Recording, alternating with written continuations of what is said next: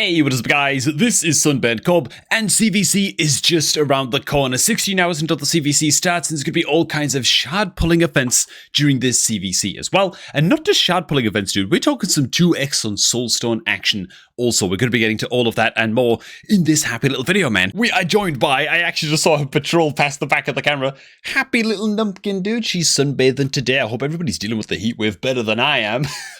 Because me, dude, I'm not going to lie. All I'm saying is, I'm naked from the waist down. Okay, fine, I said.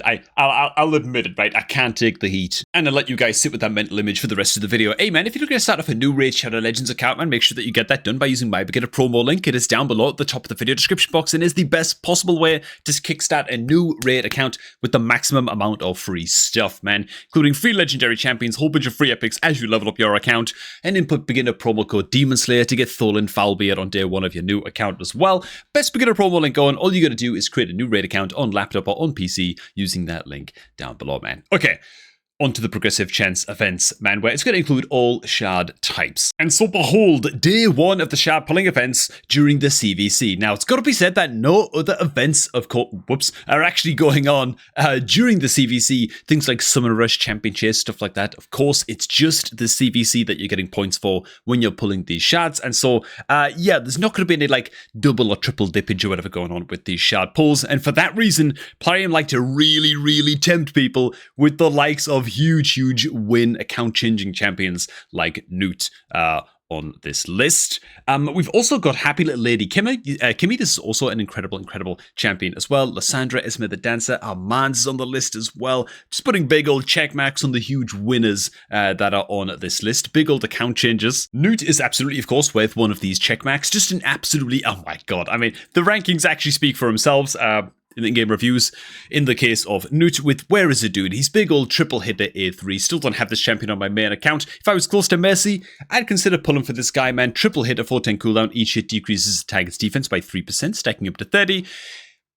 All you need to know, man, is that it damages based on enemy max HP. Newt is just good to like two-shot spider and a whole plethora of other bosses in this game. Armand's also made the list also. Probably just the best like 10-meter controller, just controller champion in general. Maybe in the entire game. Certainly in PvP, definitely in PvE content as well. Attack all enemies, steals 10 meter from every target, and also places stun debuff on enemies. Ridiculous.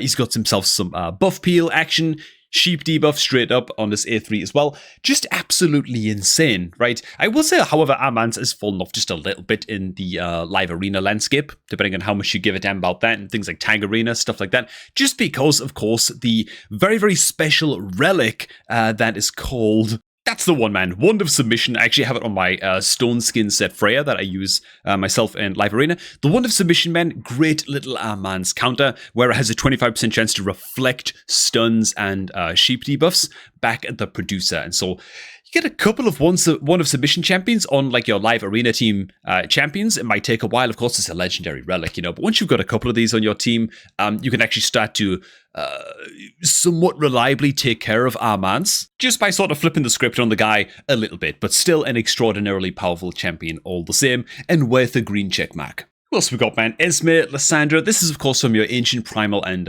Sacred Shards, which, again, there's no, like, 2x events or anything going on for these the same... Well, obviously there's not. What am I even talking about? What I will say as well is that while Lysandra, Esme are fine, I'm going to give Lady Kimmy, like, half a check mark. Dude, she's very good. She's really quite excellent. She brings basically all of the supporting skills that you would want on just a go-fast support-style champion, though a speed aura is Doom Tower battles only, which sucks a little bit. She brings some buff peel against enemies. She brings increased accuracy, increased speed buffs, turn meter fill for your whole team as well, which is just lovely. Also block buffs, debuff on the A3 also.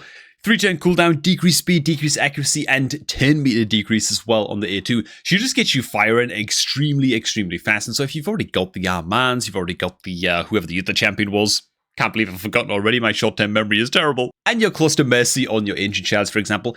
might want to go ahead and try and pull for the Lady Kimmy during CVC. As for our Void champions, for all of you nerds out there who are super, super lucky and are close to be Mercy on your Void chads going into the CVC, not jealous at all, we've got good old Chalco the Blind and Gjorgid all up and over here, who I'm just going to automatically give the green checkmark to. Chalco is a Hydra demon in almost a literal sense. Yeah, he's an absolute monster. This guy deals absolutely ridiculous damage, all kinds of ignore defense on an A1 with a double hitter, ignores more defense than what debuffs you have against the target, makes him an incredible and immense damage dealer into, well, basically all bosses, but particularly Hydra and, of course, Chimera as well. Partially due to the rest of his kit, which I forget what it does right now, but if I scan over it real quick, I'll remember. So he places the decreased defense, and some debuff spread action as well on his A2.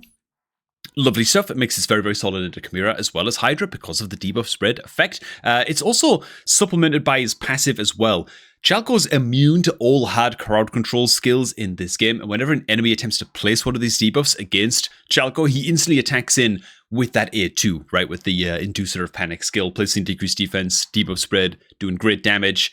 Amazing, amazing stuff, right? So he's counterattacking all the time, and being immune to the stun, basically immune to all of the hard crowd control that Hydra and Chimera can throw out. That's all you gotta know. The decreased speeds is still gonna be a problem from Chimera. Of course, they're always annoying to deal with, but everything else, Chalco just doesn't give a damn, so that's always lovely. Also brings an attack all enemies, decrease the duration of all enemy buffs by 2 turns, and places decreased speed in all enemies for 2 turns as well. So he brings that tool into Hydra and Chimera as well. Just a fantastic PvE boss killer, just clan boss killer monster. And the other nerd was Gjorgid, a little bit of the opposite of Chalco, really. This guy is incredible into Darkfare, as far as like PvE settings go, primarily because of his 3-turn cooldown. Attack all enemies, decrease the 10 meter of all targets by 30%.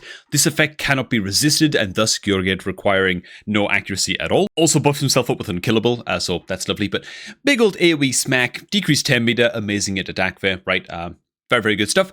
However, he's particularly going to be amazing for PvP, right? That 10 meter decrease, that A2 is going to be immense in PvP as well. He's got a double hit at A1, chance of just repeating this A1. His A3 ignores Strengthen, Stone Skin, dude, the Stone Skin ignores crazy. Unkillable, block damage increase, ignores all of the stuff that could possibly mitigate damage. Smacks real hard with this A3. It's only on a 3-turn cooldown, and you get an extra turn if this attack kills an enemy.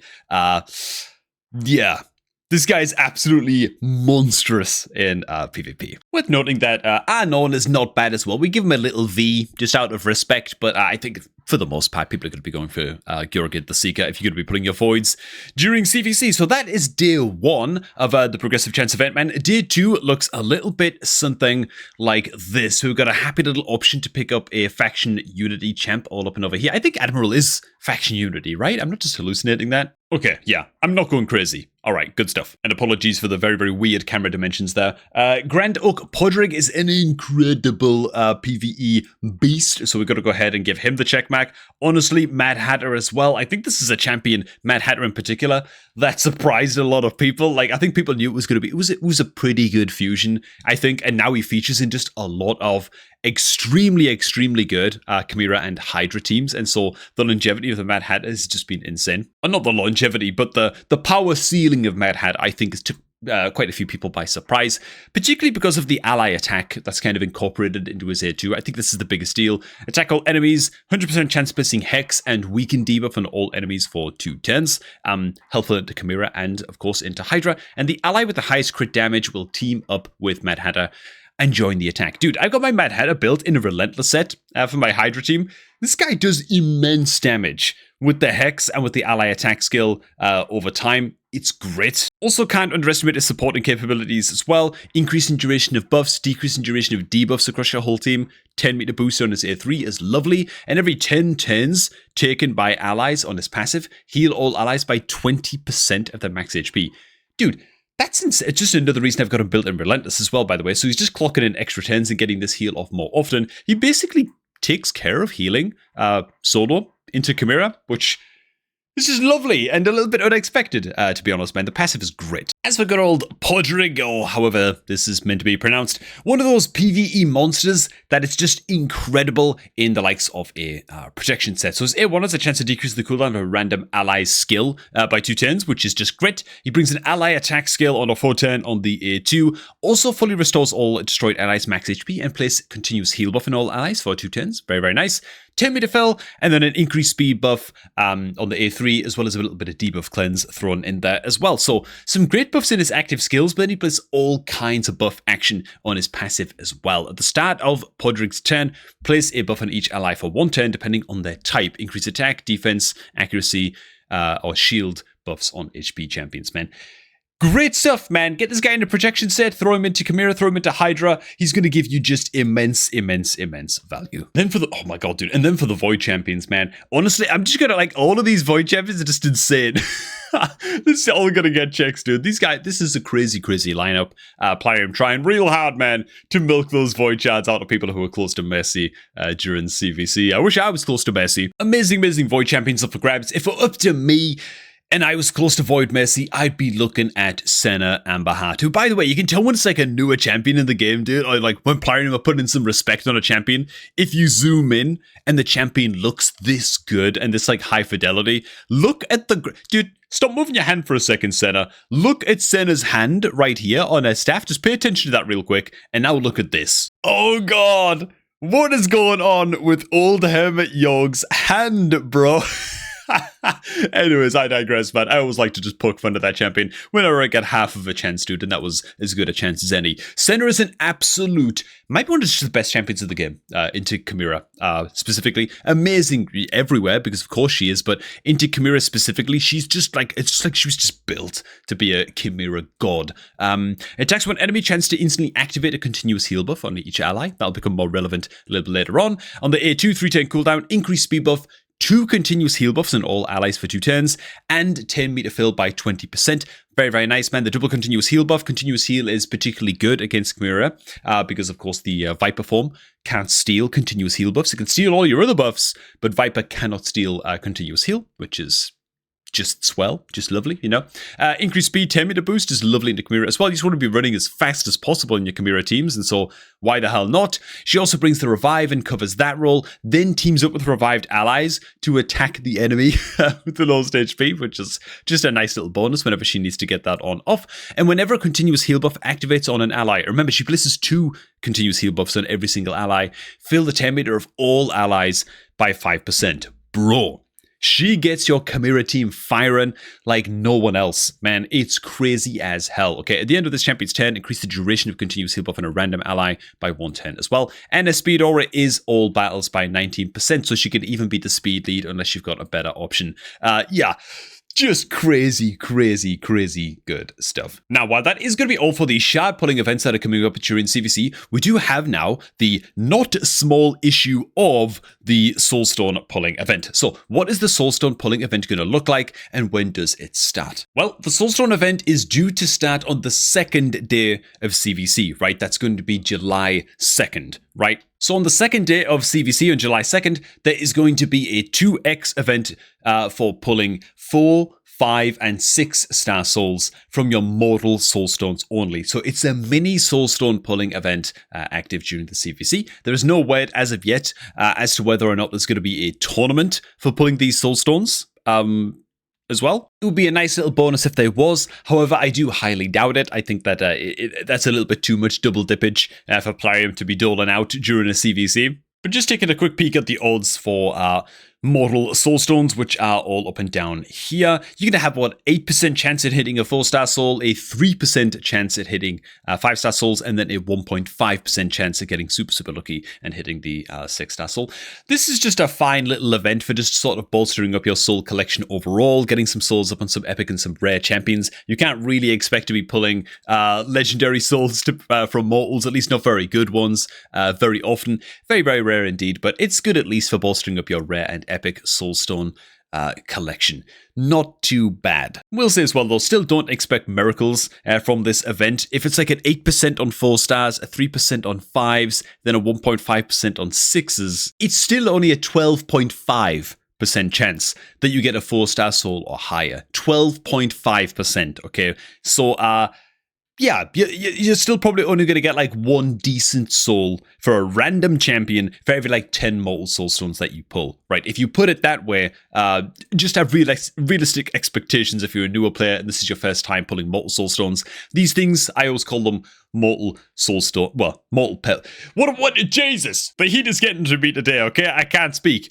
Soul pebbles, right? We don't call them soulstones, man. Mortal soul pebbles, right? They don't really give a whole lot, man. But, you know, there's no better time to pull them, really, than during a 2x in a tournament or during a 2x and during CVC. So, might as well get it done. Also, during CVC, there's also going to be a Fire Knight tournament going up as well. This is going to be another one of those annoying tournaments. I can't remember what day it starts on, actually. I should check that. Okay, so I can confirm on day 1 of the CVC, there's going to be a Fire Knight tournament starting. So as soon as the CVC starts, there's going to be a Fire Knight tournament. However, it is... Oh, I could have checked it right here. It's another one of those faction-limited tournaments, which, I'm not going to lie, I'm done with these, man. I'm done with these playing. They suck. I don't like them, dude. Like, I understand it's like a lot of demon-themed events and stuff going on right now, right? During the coalition event and stuff like that. But, dude, making it, it's just exclusionary stuff. Like, as like a newer player, or like on my free-to-play account, for example, I just can't do these tournaments. I wouldn't be able to do these tournaments even if you gave me like another 4 or 5 months. I'm not just going to build like 5 random demon spawn champions up to level 60 on my free-to-play account just to be able to take part in these tournaments. It's just too inefficient, it's too cumbersome. And so I just can't do these tournaments and these events on my free-to-play account, you know, which sucks a little bit. Much better idea would be allow us to use like all of the corrupted champions in these tournaments, because at least then we can pick from 4 bloody factions, you know, we're not super limited. But yeah, it's a tournament to be aware of. I can't stand these. I probably won't even be doing it on my main account, but there you go. It's another event to be aware of during the CVC. And I think that's just about everything. So thanks for watching, guys. I hope you all did enjoy, man. I hope that you are at least looking forward to, I don't know, maybe just chilling over the next few weeks on your account, given how tapped everybody's accounts are of resources. I don't expect... I'm definitely not going to be pulling my voids during the CVC. Bloody hell. Good luck if you do decide to pull your shards during the CVC, man. If you're looking to start off a new Raid Shadow Legends account, make sure you get that done by using my beginner promo link that you can find down below at the top of the video description box, man. Just click on that link, use it to make a new account for all of the freebies that you see on screen right now. Yeah, this has been the news. Thanks for watching, and I'm going to catch all of y'all just a tad bit later, man.